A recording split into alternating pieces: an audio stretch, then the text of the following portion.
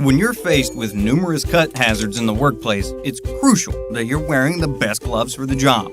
If you're one of the smart ones, you might be thinking, "But, Mr. Video Announcer Guy, I already do that."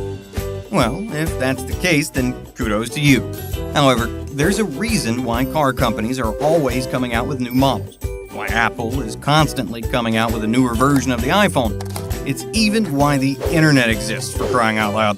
Because someone realized that there was room for improvement, for something greater than what already existed.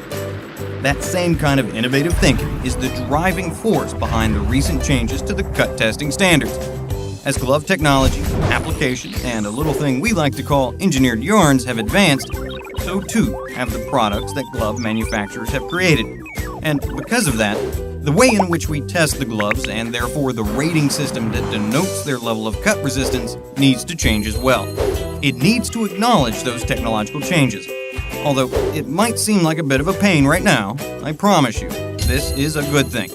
Those behind the testing standards believe that these changes will not only help to standardize the way that testing is conducted, but as a result, make you and I safer in the long run.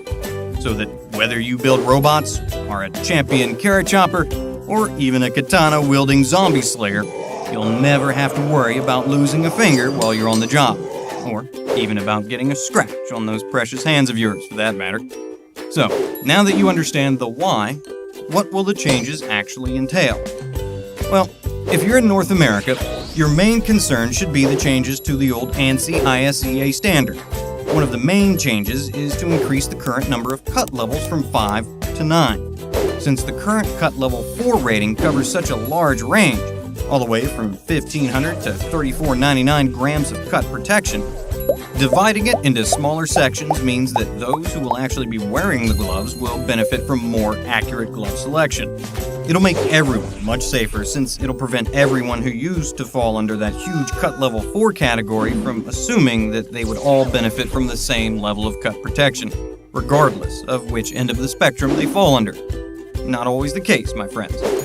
Introducing the 9 cut levels under the new ANSI ISEA standard. As you can see, levels A1 to A3 are most suitable for light to medium cut hazards, while levels A5 and A6 are best suited to medium cut risks. And, as you might have guessed, levels A7 and up are best for high cut hazards. Basically, as with the previous 5 levels, the rule is that the more dangerous the cut hazards, the higher up you'll want to go up the ladder, with a few exceptions of course. So, now that you understand the reasoning behind the new cut ratings, what are some of the other important changes?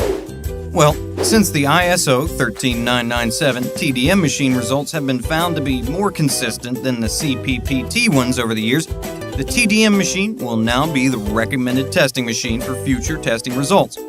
Using a single method of testing will make the ratings more reliable overall. And if punctures are a big concern in your workplace, you'll be happy to know that the new ANSI ISEA standard will also include a new needle stick puncture test, allowing for a higher level of protection against puncture threats. These changes don't sound so bad now, do they?